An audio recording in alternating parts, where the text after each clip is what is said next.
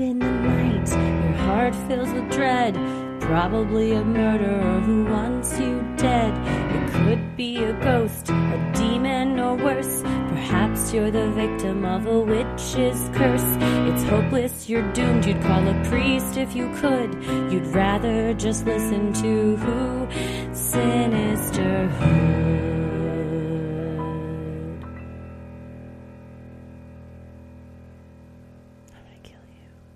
Well, hello and welcome to another edition of Freaky Friday, where we tell your odd but true tales. It's Friday, May 3rd, and it's feeling summery outside. Oh, it's been balmy the past few days. Muggy day. Very humid, muggy. Which is my least favorite type of weather. Yeah, when you get to swim through the air, it's no good. But, well, we hope wherever you're at, it's lovely and delightful and not at all sweaty. Still cool, maybe, perhaps. Yeah, hang on to some of that spring weather before it's just... Well, it's like I just went outside and I was like, it's happening. It's here. It's already here. It's summer's here. It's going to get worse, too. Because it was 80 when I thought that, and it's going to be 112 at some point. So yeah, we're good for now. But we're going to, I think, leave town this summer a couple times because I can't live like this. We're about to leave town for several weeks here and there, starting in just 2 weeks with our Full Moon Energy Tour. We are going back on the road. If you haven't seen it before, or maybe you even had, we talk all about the darker side of the moon, what it does to us, what lurks up there, and what people really think happened during the Apollo missions. Mm-hmm. There's legend, lore, mysterious, macabre. It brings everything you love about the show to you, and it's not a show that you will hear on the regular feed. This is a live show only with video accompaniment. Yes. Audience participation. Indeed. And some surprises. Yeah, there's objects and some surprises. We got some surprises. We got a whole list of things we're adding to and switching out and everything. So it'll be a fun. It's a moony as it's going to be, but also with new elements because that bitch is updating all the time. Who knew? It's like your iPhone. There's always another update, but it'll probably be hot in some of these places. But we're going anyway to St. Louis, Chicago, Milwaukee, Charlotte, Raleigh, Cincinnati, Cleveland, Toronto, Kansas City, Oklahoma City, San Diego, Phoenix, Las Vegas, and ending it here in our home city of Dallas, Texas. So head over to sinisterhood.com/live shows and come meet us. You get some VIP tickets. A couple of places have a handful of VIP tickets left, and those are fun because you just hang out with us for 45 minutes afterwards, and we talk about whatever you want to talk about, and you get a signed poster to take home. A very nice signed poster, too. And we get to, it's like after hours. Yeah. After dark. Yeah. Except the moon. After sometimes dark. we talk about, we get a lot of FMKs during those, so sometimes. I can't say it's not totally non-after dark. It gets spicy sometimes. Sometimes it's pretty spicy, but not as spicy as what a lineup you have curated of stories today. It is a wild. This first one has me bothered.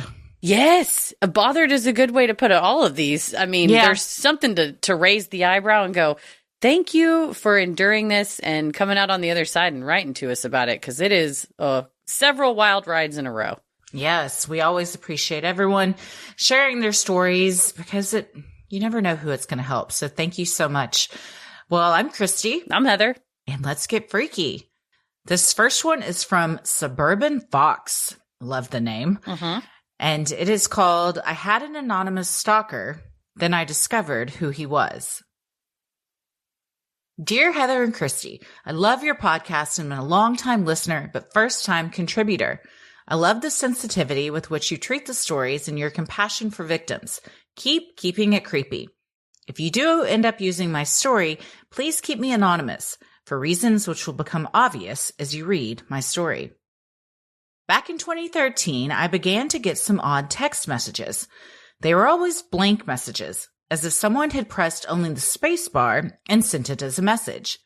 They were always from the same number, which was not one I had stored. At first, they were relatively infrequent, and I just ignored them. But they started to become more frequent. It was always the same.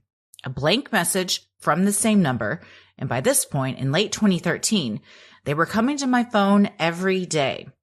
I never responded to them in any way. I tried to block the number, but back in 2013, it wasn't as simple to block a number as it is today.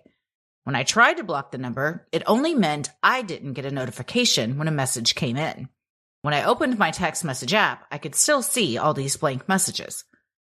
I called my network provider to see if they could block the number, but was told they could not.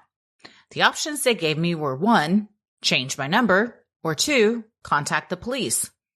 I was possibly being stubborn, but there was no way I was changing my number, which I'd had for over a decade, because of some anonymous weirdo.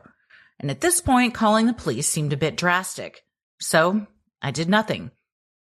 Over the next few months, the messages continued, but varied in frequency. Sometimes only a couple a week, but sometimes every day. Now it was 2014, around 6 months after the messages had started.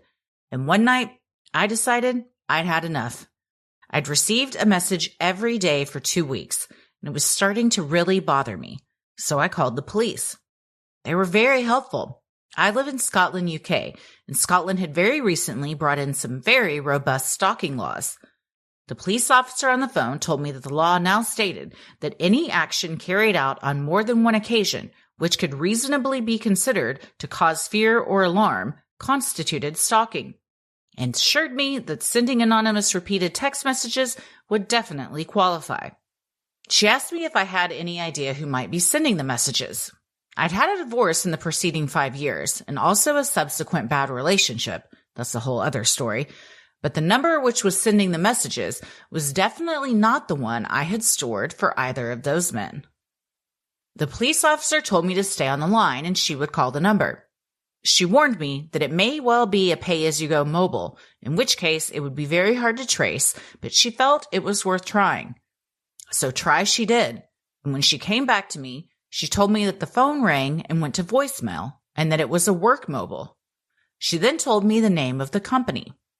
And honest to God, I think my stomach just about fell out of my body and squelched on the floor, because the person who had been sending me these messages for months was none other than my only first cousin.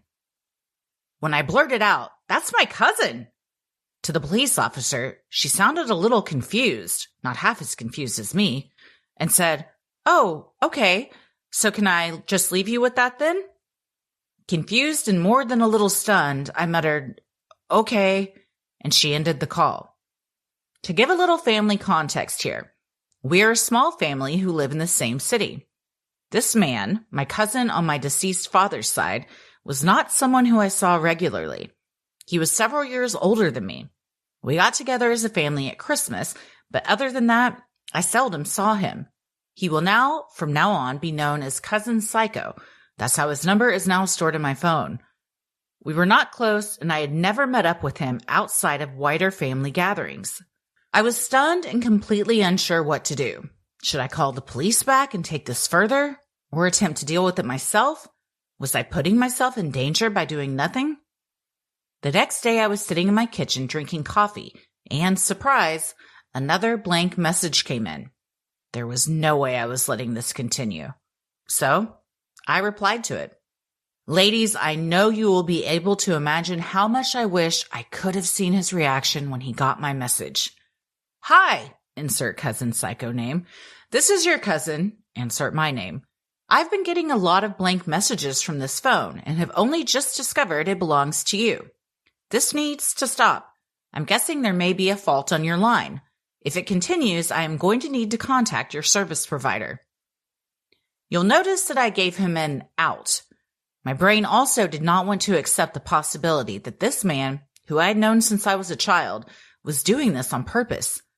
However, the fact that we had never communicated in any way over his work phone, and I had only ever sent him one message on his personal phone, which was a different number, was unsettling and suspicious, to say the least. Only a few seconds later, my phone rang, and I realized it was him calling me. I didn't want to speak to him, so I didn't answer it and went to voicemail. He left me a very flustered, and in retrospect, hilarious, message, telling me he didn't understand this and he didn't even have my number stored in his phone. A little bit of me wanted to believe that this was some kind of network error. Was it possible that my number was being messaged accidentally every time he messaged someone else's? However, I realized I now would be able to test this.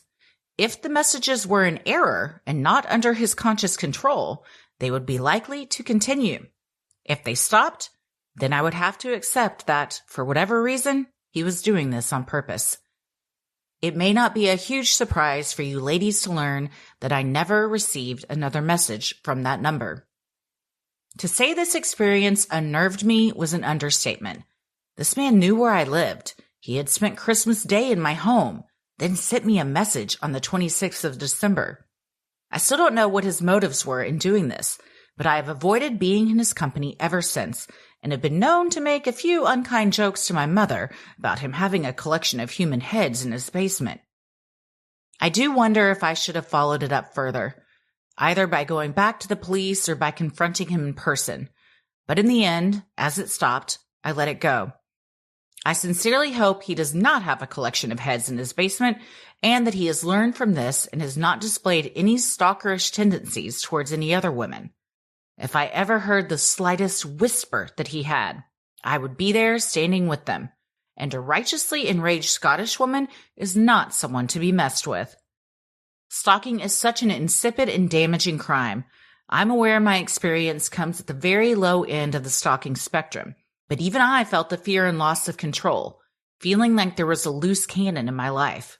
Keep it creepy, ladies, but not so creepy that you anonymously stalk your cousin. Much love. What a stomach drop moment when the police officer's like, do you know this name? And you're like, yeah, I know it real well. Do you know this company? Yeah. How we were bizarre. at Christmas together a minute ago. Yeah, I know exactly who that is. Yeah, it's when I read this, that was not at all what I was expecting, especially because there's not a huge relationship to go off of. So what was the motive? No, it's Couldn't one thing have if been it's good. a colleague or somebody that you had dated and didn't date anymore. Not that it's ever right, but at least in your brain's like, oh, that makes sense. But the fact that it was like your cousin, I was trying to like search my mind, search the internet. Like, why do you even send just a single blank message unless it is to see that it's a working number and you're trying to like get a response out of them or just kind of be like, I know where you are and I can message you. I don't know. I think the test did it. Yeah. You're very correct, Suburban Fox. Once you told him that you knew what was up. And then it stopped. I mean, I don't think that's a coincidence.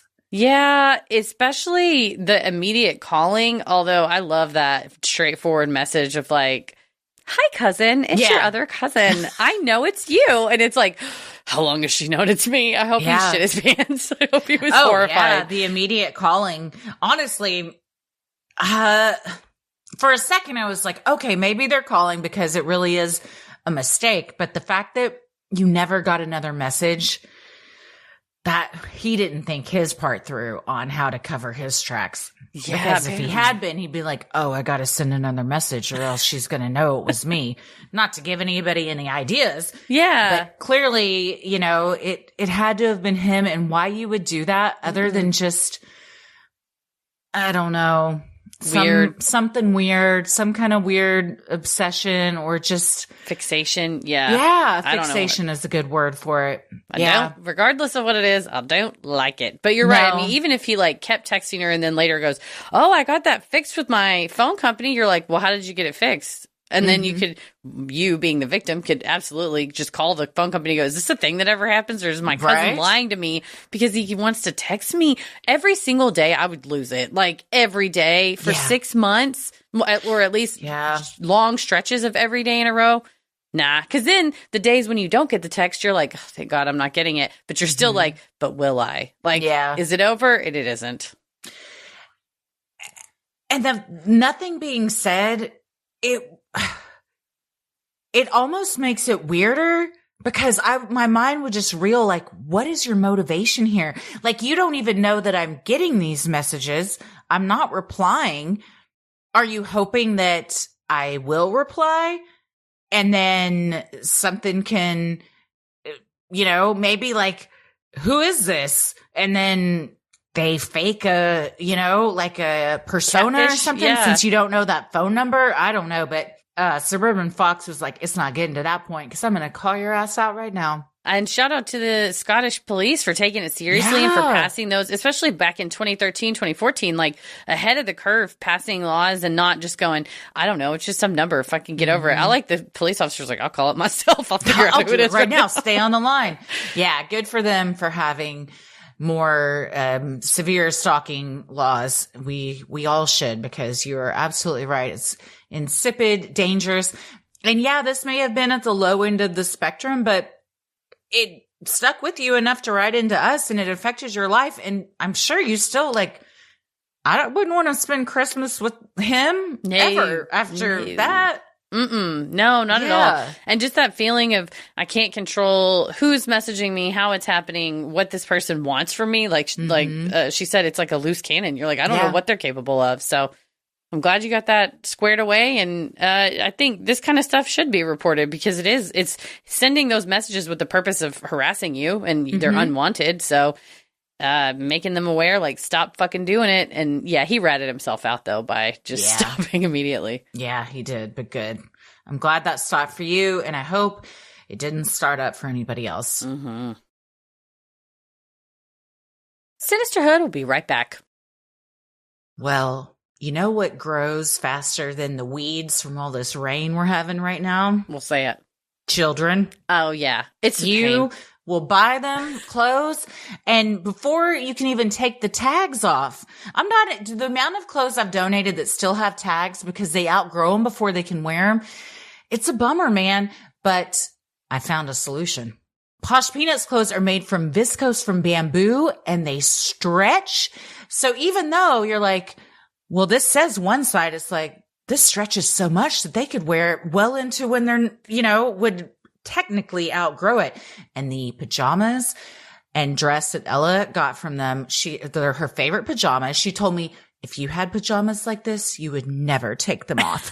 So now I've got to get some like that. They are so very soft and cute, and just, they look really nice. They look like good quality, and they are good quality, and the dress, adorable. So cute. Well, Posh Peanut makes thoughtfully crafted, beautiful, and stylish clothing for kids and families designed in-house. Their pieces are made with ridiculously soft viscose from bamboo that stays soft even after you wash them over and over again.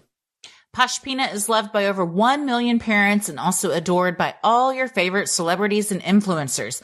We can't say their names, but if you know, you know. And Posh Peanut is made for infants and kids, but they also have sizing for moms and dads if you want the whole family to match. And if, like me, you're not a parent, this is the perfect gift idea for a kid, because I'm always having to buy stuff for my nieces. And I'm like, what size are they? And even if I know their size, it might not be the right size. And even if I know their style, it might be itchy, uncomfortable. I know with Posh Peanut, it's going to fit them and that they're going to love it. Because like you said with Ella, you'd never want to take this off. She's like, this dress is so soft. So thank you, Posh Peanut. And they hold up so well in the wash. Too, yes, and you don't have to be like, your Aunt Heather gave you that and it fell apart. It's like, no, I can give you a gift with a good peace of mind. Absolutely. Right now, Posh Peanut is offering our listeners 20% off your first order with promo code CREEPY. Go to poshpeanut.com/creepy and use promo code CREEPY for 20% off your first order. That's poshpeanut.com/creepy, promo code CREEPY. Well, your daughter is written in, as she has been most weeks. Hello. Anonymous this time is writing in with the subject line of just culty things. Hey ladies, I'm a little late to the game, but I've been catching up on episodes and just finished Freaky Friday episode 95. The story that was told about that girl's encounter with a Mormon man that quickly turned dangerous really stood out to me. I grew up in the Mormon church. I was taught growing up that the only safe people were Mormons, and anyone else was dangerous. You can imagine how that shaped my childhood. I grew up in a home and environment where abuse was normal. Because it wasn't abuse, according to the adults. It was teaching me to be a better and more humble servant to God. Fast forward to when I turned 18 years old. I wanted to move out and start my own life, but my parents wouldn't allow it. I know that sounds silly, and it's easy to say, you're 18, just leave. But abuse is a funny thing, and it makes you think and believe things that aren't necessarily true. My parents had introduced me to the man that they had picked out for me to go on a date with and hopefully marry. I had no intention on marrying. I just wanted to go to school and try to live my life. In the end, I did end up marrying this man. He was everything my parents wanted. So, to make them happy, I married him. To no one's surprise, I'm sure, he was abusive. I was married to this man for 10 years, and the abuse lasted throughout the whole marriage. Because I had grown up in an abusive home, I didn't know that what was happening to me was abuse. I thought it was normal. I had never been taught anything about abuse, or what it looks like, or what to look for. I finally divorced this man and was able to get the help I needed. I ended up seeking therapy and was diagnosed with BPD, CPTSD, and an anxiety disorder. I have since begun distancing myself from the religion, but it has been met with some very harsh words and threats from my family. From my mom telling me that I was lucky it was only my dog who had gotten hit by a car. He survived, don't worry, I don't even think old age could kill him, and not my children being hit, and that was proof that God still loves me. To threatening to take my children from me if I left the church, which she also somehow was able to have my bishop make the same threat towards me. I'm not sure if this is even something that's possible, but she knows that my kids are the only thing in this world that I care about, so they're an easy tool to use against me. I am taking the steps necessary to eventually be able to no longer have contact with them. But it is hard. My parents have people in my ward watching me and making sure I go to church every Sunday, as well as reminding me how easy it would be to lose my kids. I'm telling this story to show the cycle of abuse and how it won't end unless you yourself take steps to end it. And abuse isn't just physical, it's psychological and mental as well. The Mormon religion is a cult, and it's a cult that's filled with abuse. I would even go so far as to say that it encourages abuse. The mind games alone are insane, because anything less than following exactly what the prophets say is a sin against God, and you can't have sinners in your home, or else you can't all go to the celestial kingdom. Thank you for reading my story, even if you don't share it on the pod. It's nice to share the things that happened to you to gain a little bit of power back, even if it is anonymous. I love listening to you guys, and I'm so happy to hear how you advocate for those who need a voice. Have a great day, Anonymous. Well, my sweet anonymous daughter. First of all, they can't take your kids away if you don't want to take them to church. Maybe there's a legal aid in your area and you can reach out to like a legal helpline. You can usually search the LSC, Legal Services Corp, or just type in like legal aid near whatever, or search in blank county, your county bar association, and see if there's like a hotline you can call or something, where I'm sure a good-hearted family law attorney in your area would love to flex up on these fools who think they can take your kids away from you because you're trying to get out of a cult. But I understand in the meantime, it's like survival, right? Like you just go, well, I guess I'll keep going because there's people watching me. It's also, like Anonymous said, it's a very easy tool to use for any abuser to use against you, your kids or pets or anything that they know are precious to you, because it is such a fear to lose them. But they know that, and they're doing it because they know it scares you. So if you can take that back by getting like some actual legal help and then be like, oh, well, too bad. I talked to a lawyer who talked to a judge, and they say you're not allowed to do this. But for real, I mean, it's like that you're right. That is that Achilles tendon on everybody that like, well, wouldn't it be a shame if something happened to your kids and they weren't with you anymore? Yeah, it'd be terrible. It'd be horrible and heartbreaking. And I certainly hope that doesn't happen to you, because you're trying to protect your kids from growing up in an abusive cult that you had to grow up in, and even into your adult life had to deal with. Yeah, it's beautiful to see these chains being broken, but it's so much emotional and, mental, physical labor trying to do that. It's like trying to unwind that, and it's not your fault for being in that situation, but it is incredibly brave of you to try to dig your way out, even if it's a little spoonful of dirt at a time. It's like you're still making some progress. So good on you for making that progress. And I hope that sooner rather than later, you don't have, mandated Sunday visits to the temple or whatever that you don't really want to be going to. Yeah. I am proud of you, and you should be proud of yourself. Yeah. And you're a great mom. So best of luck with everything. This next one is from May, and it is called Favorite Customer. Hi, ladies. If you read this on the air, I'll probably pass out. We hope that you're okay. Please spark up a joint for me regardless, because you two bring so much happiness to my week. Let's get into it. This happened to me when I was 16 and worked at a grocery store in my small Minnesota town. Population around 3,000 to set the scene. Working there as a teen was an okay job. I hated it at times because it could be so boring, but it brought me a lot of memories and laughs, plus it required minimal effort. I'll never forget the time we watched someone sprint out of the store shoplifting, one of the middle-aged supervisors chasing the thief, wheezing before they even reached the door. Theft successful. Then maybe or maybe not seeing the suspect at a house with my friend later that very night.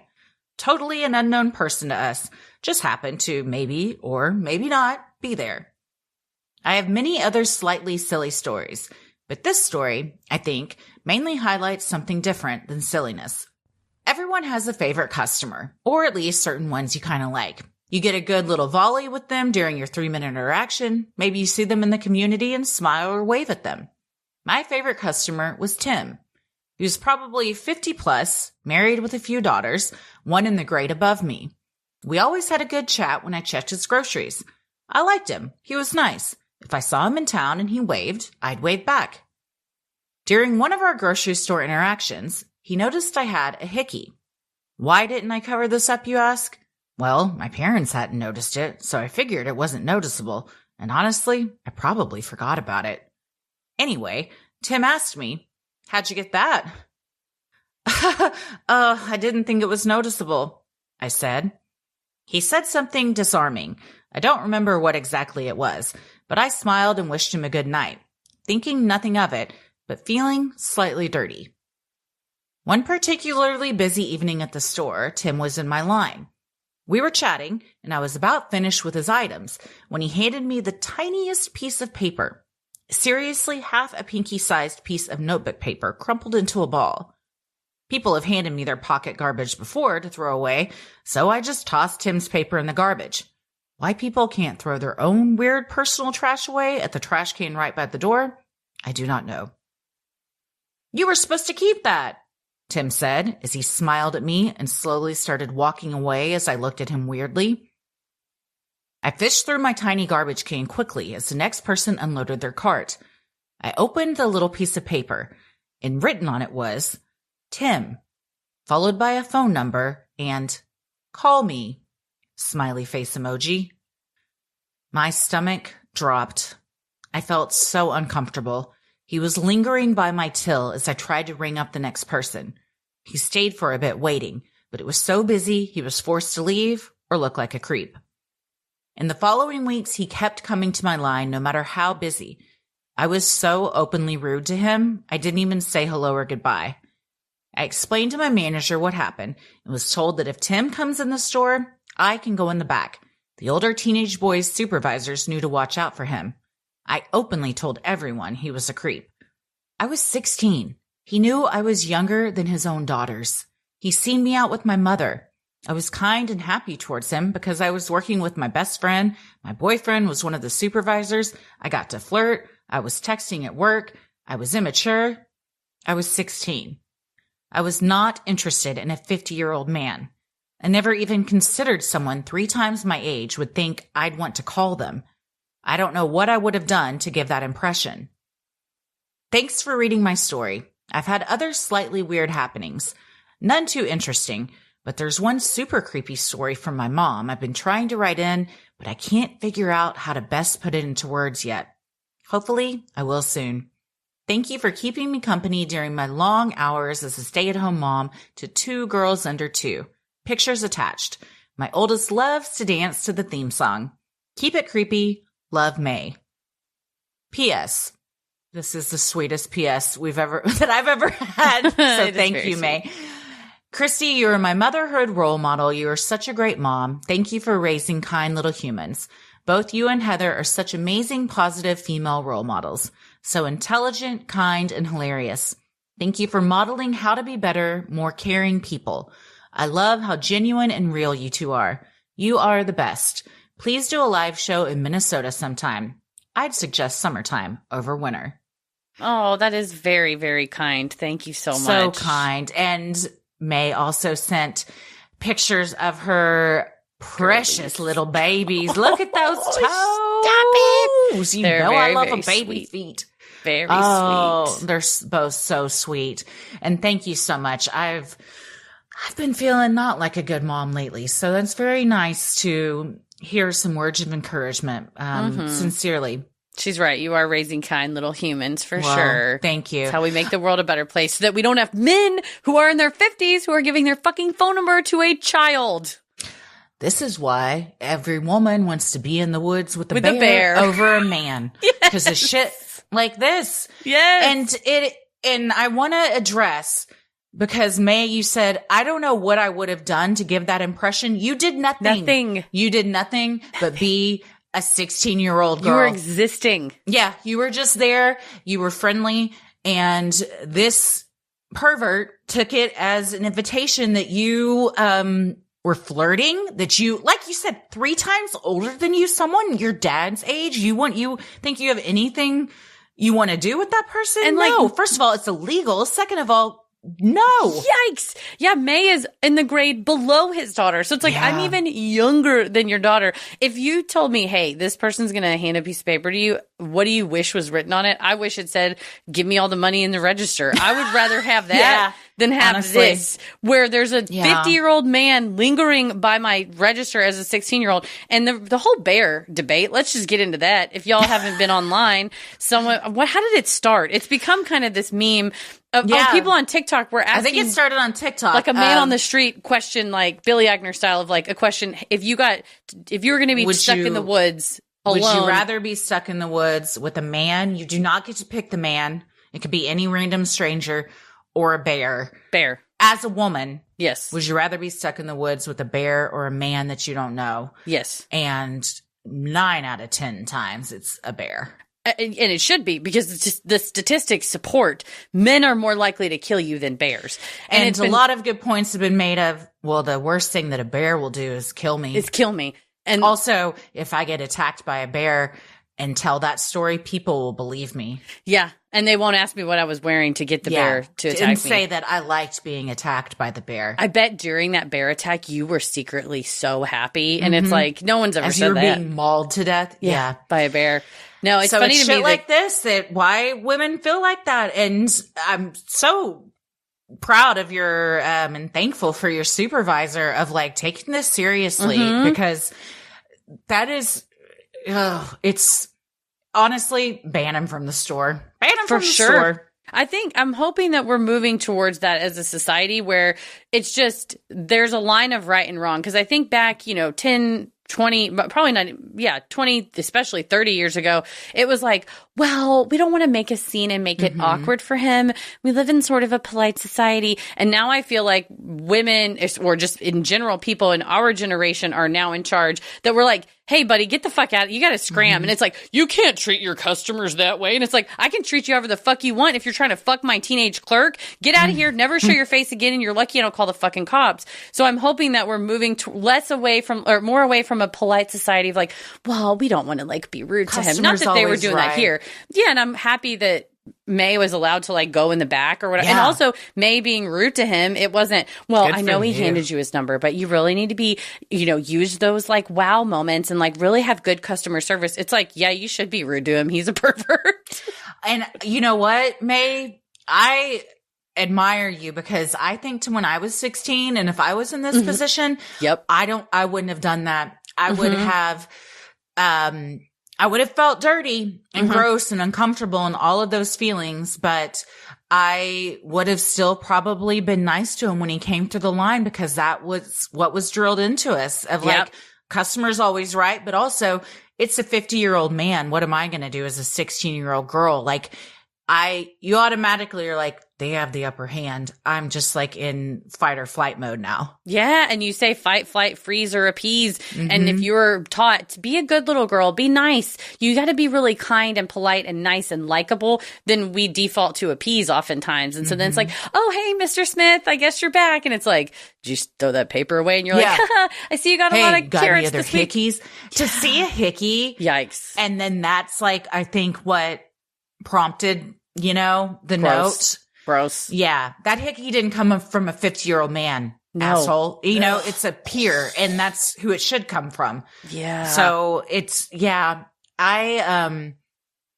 always makes me think too, how sick to my stomach I feel for his own kids. Yes, to think about that he has those like urges and feelings and clearly is into that age of child and is like willing to express it outwardly. It makes you worried of like age of child. Yeah, and it's just like, what other parts of your life are you trying to take advantage of your connection to kids in? In this case, she happens to be working at a grocery store. And I specifically use the term child because that is what a 16-year-old undeveloped, not finished developing child is. You would be tried as a minor in court as a child. So, you know, because it's like, well, the statute of limitations if you're Googling what's the statute of limitations, take 5 steps back from your life and figure out what the fuck is going on.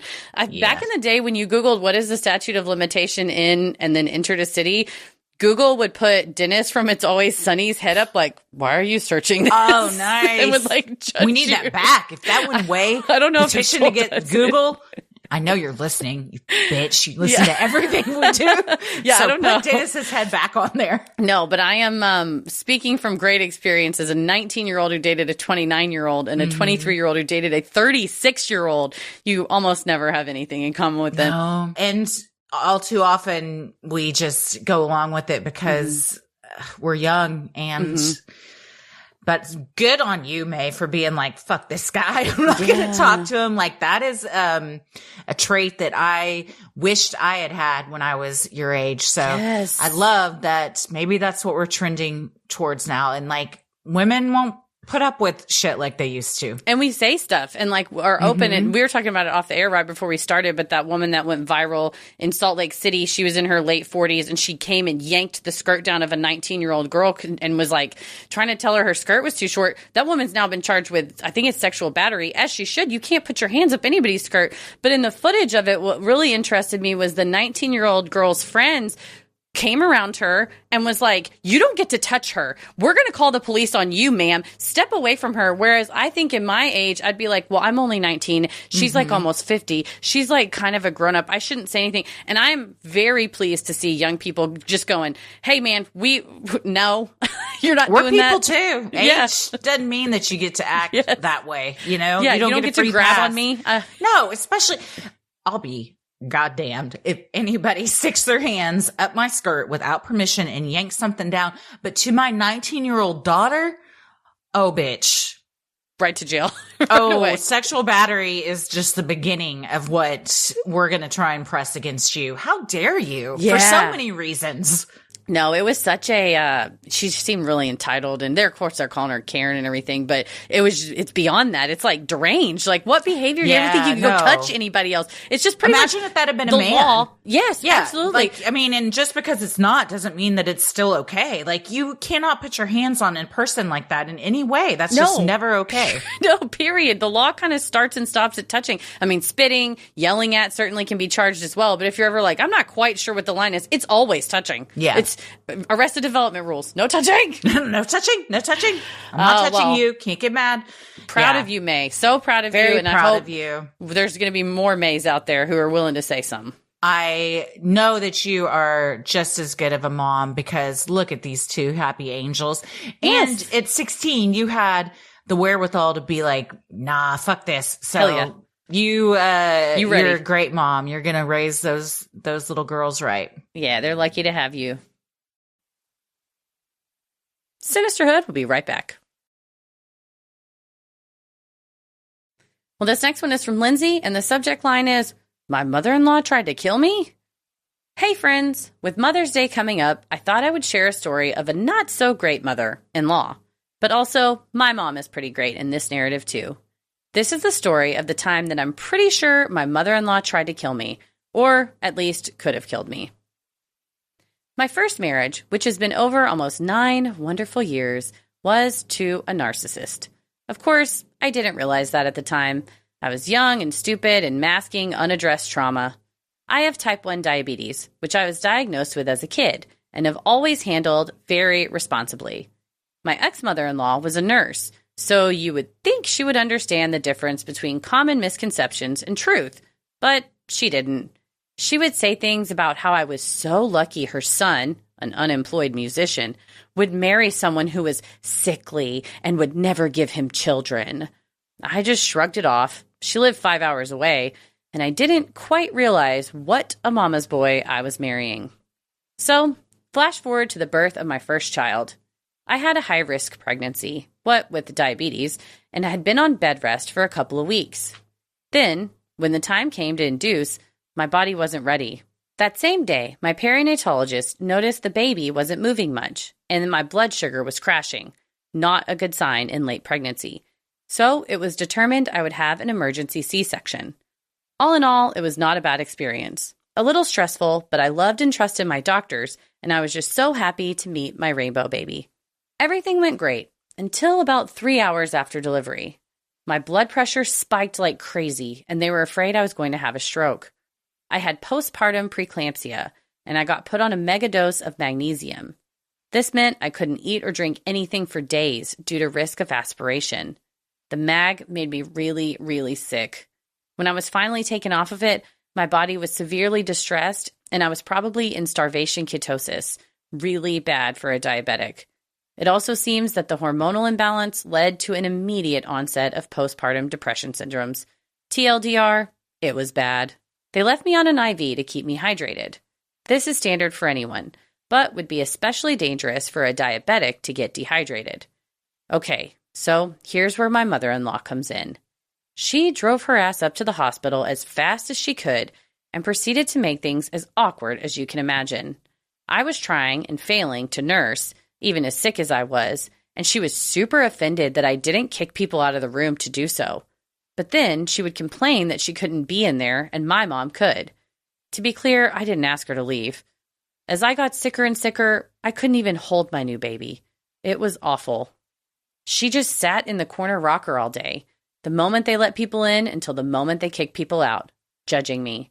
She told my mom I was, quote, malingering because I was scared to go home with the baby. She would loudly tell anyone who was listening that I was faking it. Fortunately, I was pretty much too sick to even hear most of this, but my parents were offended and horrified. They did their best to defend me without making a scene. They repeatedly took her out for meals just to get her out of my room if they could. Finally, after 4 or 5 days in the hospital, I have a blurry memory of my mom asking me about my IV. I was really confused and couldn't figure out what the deal was. My mother-in-law piped in, I had them remove it. She's never going to get better if we keep indulging her. What the fuck? My mom flipped out and went full terms of endearment. She ran to the nurse's station faster than I knew she could and started demanding to know why my IV had been removed.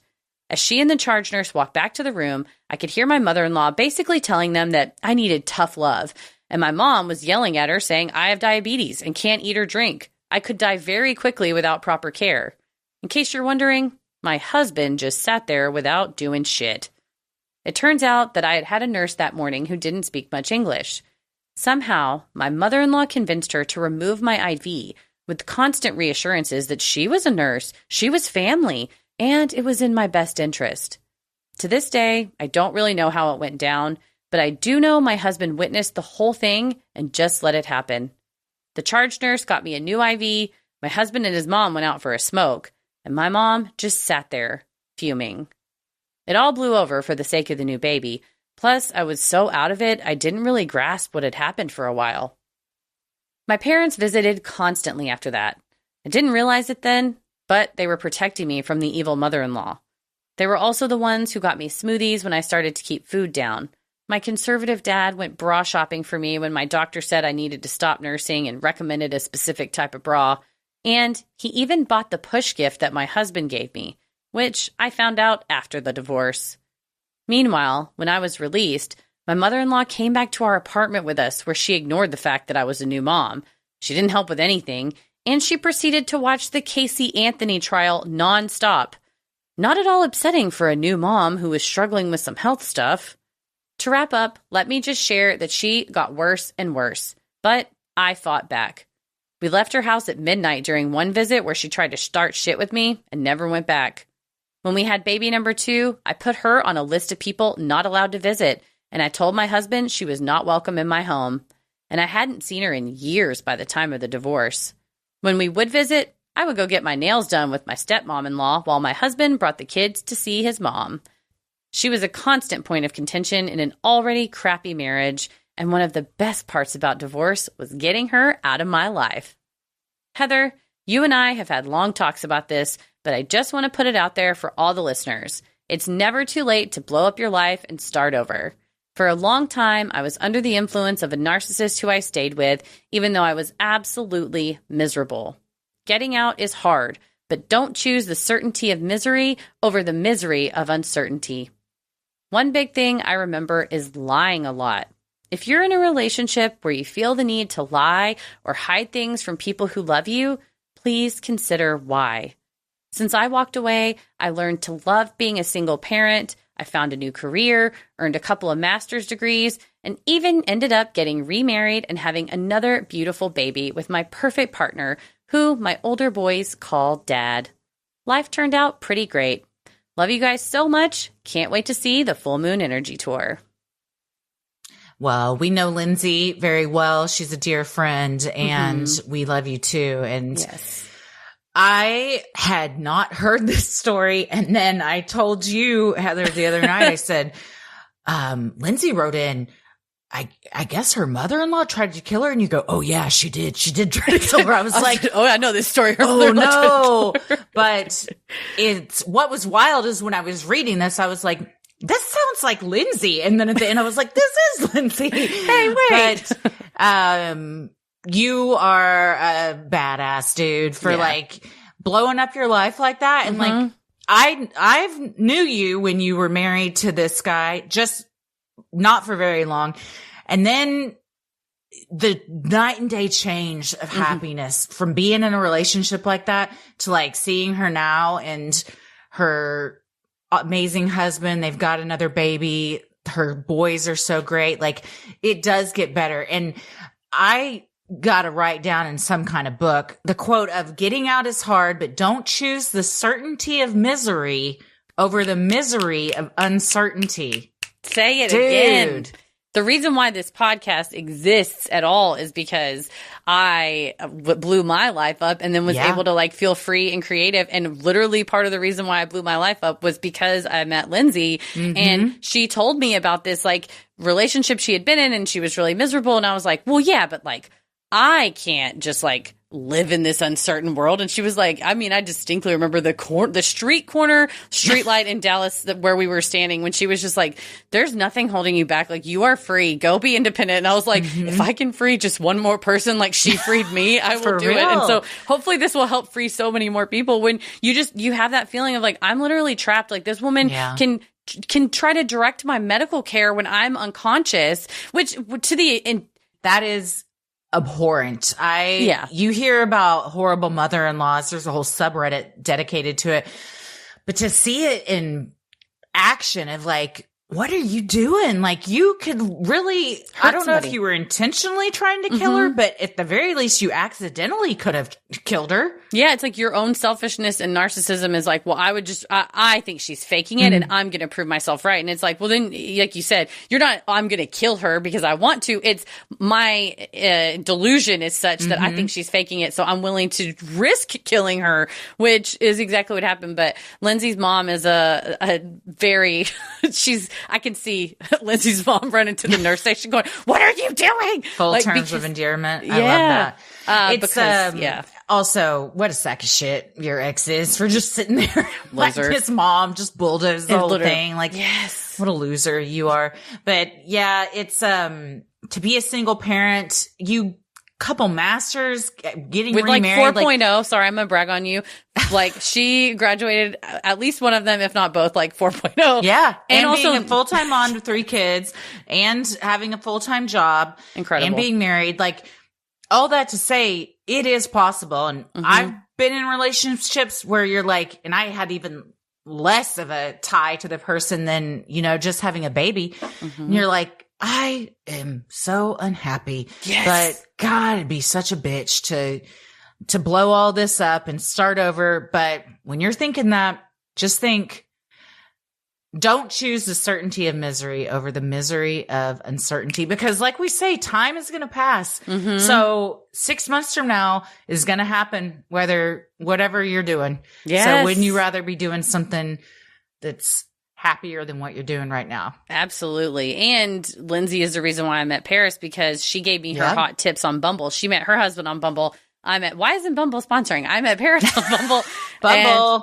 Hello, someone called Bumble. But for real, like that, of like that idea of like, there could be someone out there for you. Like, what are you doing wasting your life in this stagnation? And it turns out there was someone out there for me. So how wonderful. And there was someone out there for Lindsay as well. Yeah, and to anyone else going through a similar situation, there's very well someone out there for you. Also, it's okay if there isn't, and you're just like happy and single for the rest of your life. I've got friends that do that too, many by choice. And it's just because I'm having a blast doing my own thing, you know? That's how I felt whenever I first was single. I was like, I get to eat whatever I want, whenever I want, get to go to sleep, wake up, do whatever. I had all these choices. Go out with whoever I want. Yes. Not to say Don't that have you to have worry to about somebody else. immediately in one thing and jump into the other, but just that also subsequent, like a year and a half later, I also met Paris. But that idea of just, there's nothing wrong with being, and in fact, it's a beautiful thing to be unshackled, untethered, and free. Yeah. Get to date yourself, do whatever you want. Absolutely. And if you've been freed, turn around and free somebody else like Lindsay did, and like I try to do, and like you do, Christy. Gotta pay it forward. Anytime. Well, thank you for writing it in, my dear. Yes. Love you, Lindsay. Love you.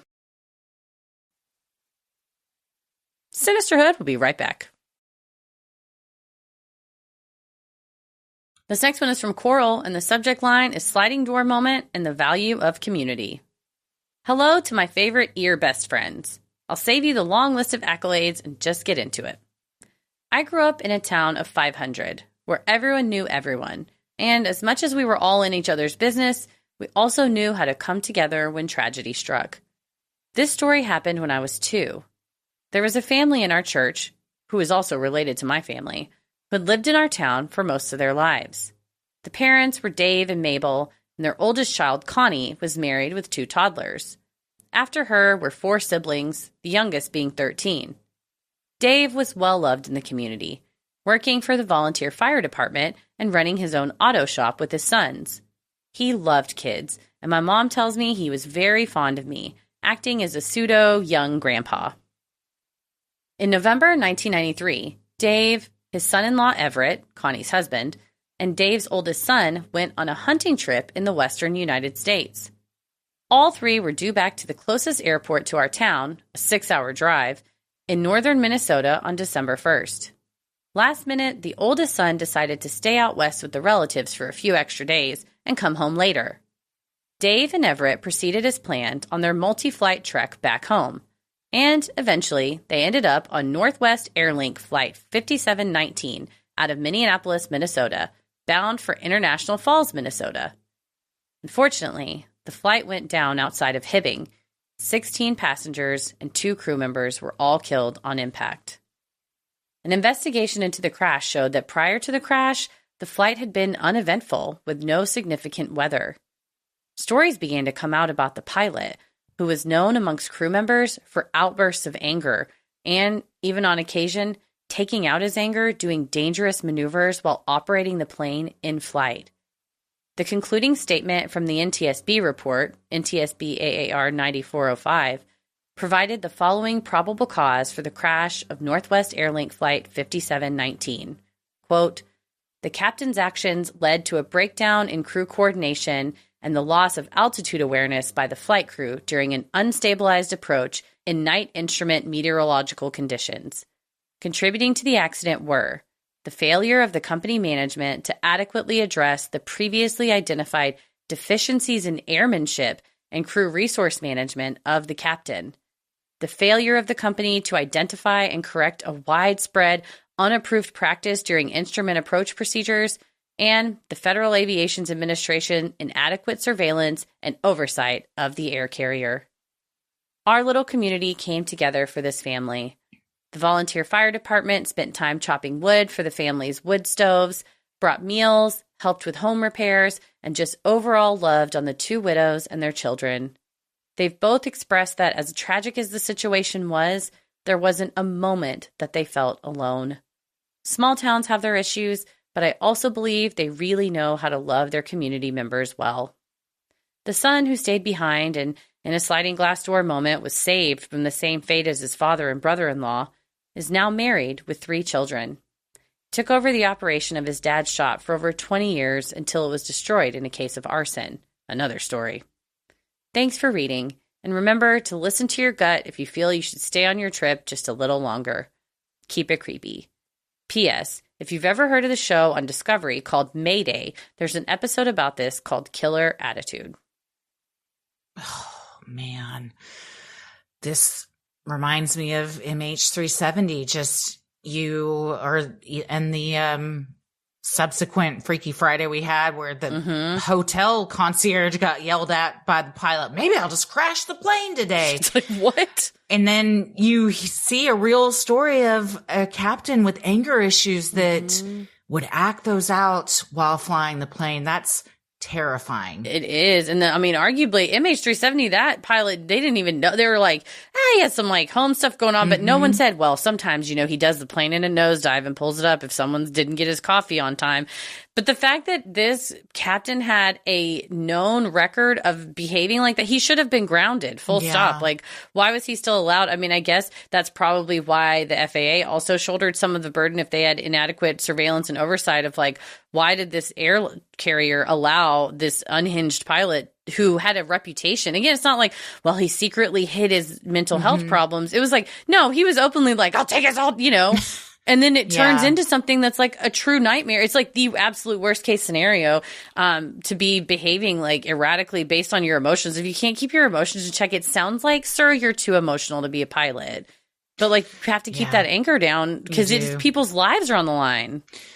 Anytime somebody's behind the wheel of a car or a plane or anything and they are the ones in control of like your safety and shit goes sideways, it's this very scary place to be. I'm going to check out this episode for sure. It's so sad that when like multiple members of the family are involved in something like this. And then you also got to look at, wow, what made that one stay behind, who wouldn't have gone on to have a wife and 3 kids if not for that. Yeah, that whole life. And I think there's something to what Coral said of like, as tragic as it is for those 2 women and their children now, being husbandless, being fatherless, to have a community really come and put their arms around them and be like, listen, you're not alone. You are supported. There's going to be somebody there for you for all of the, like they said, just home repairs, chopping wood, like little things you take for granted that can make grief so much worse.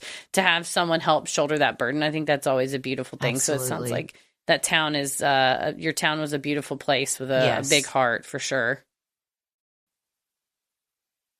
Sinisterhood will be right back.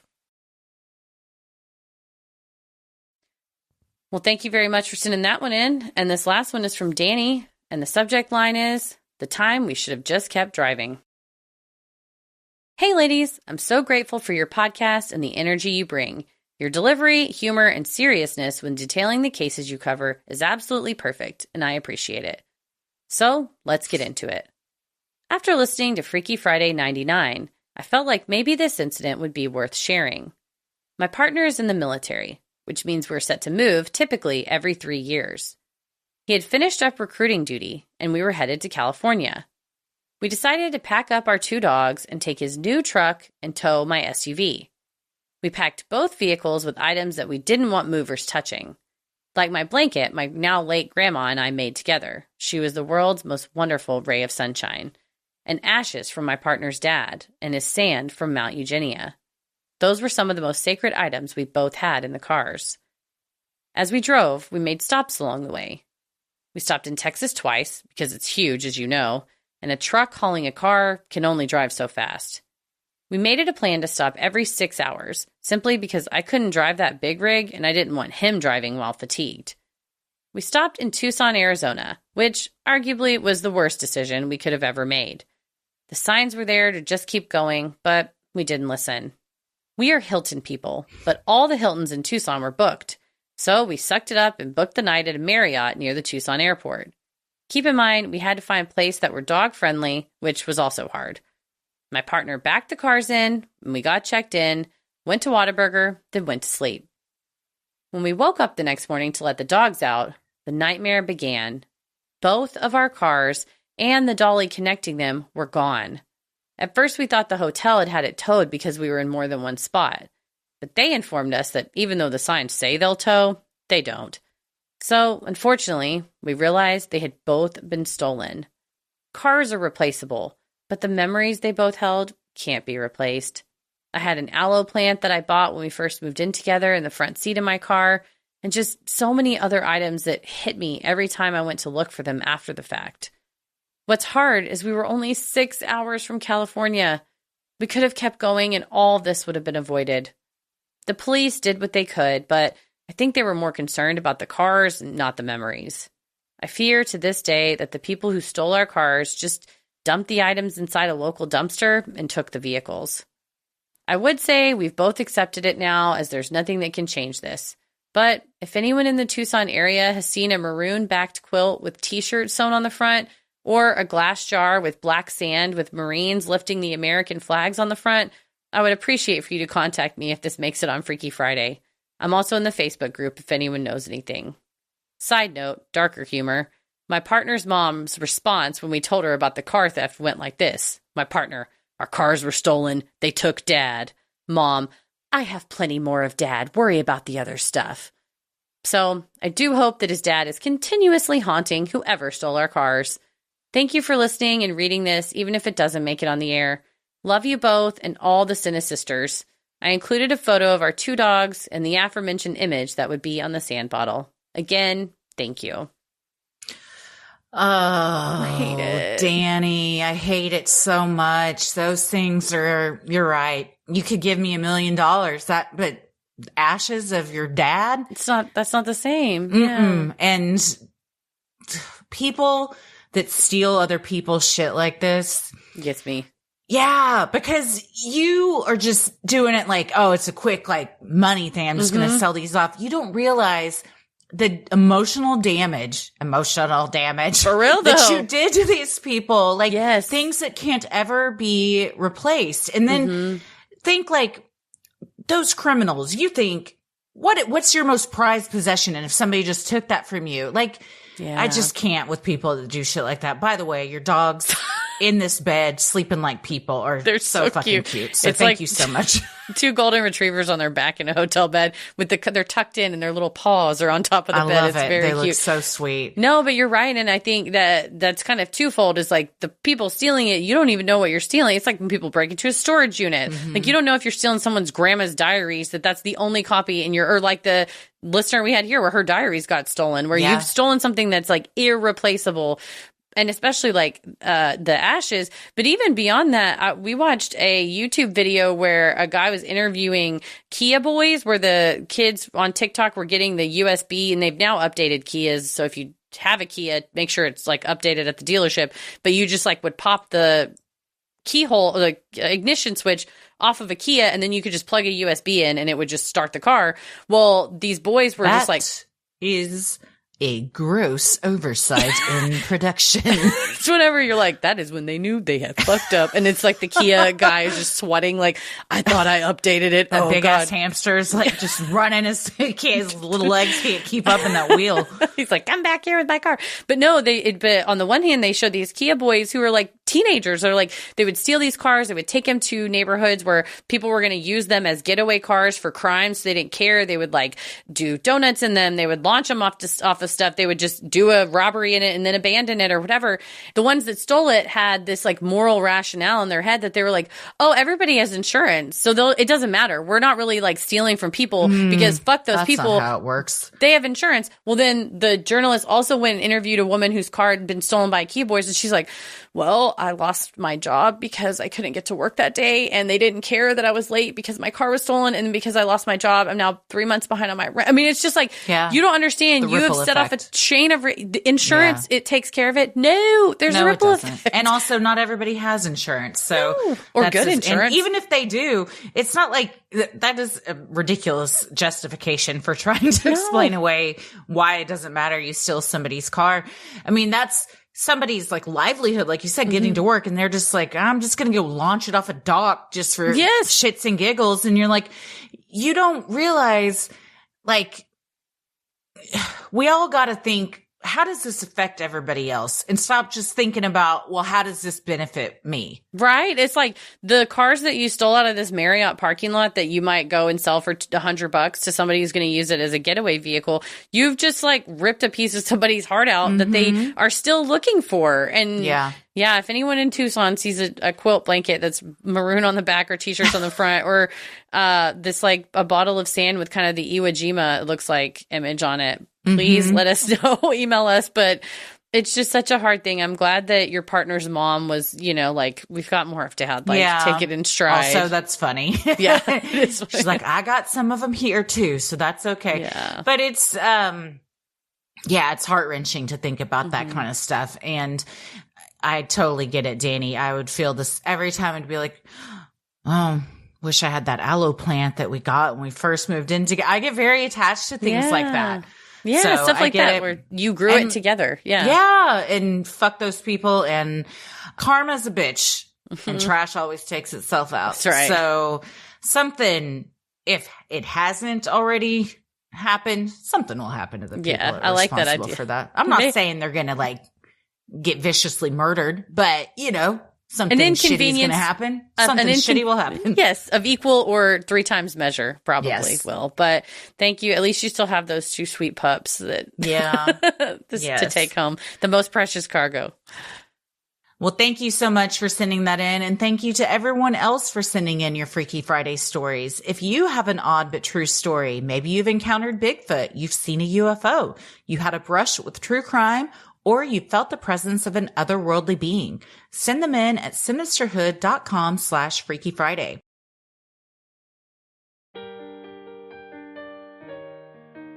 If you like our free episodes, you'll love our Patreon bonus content.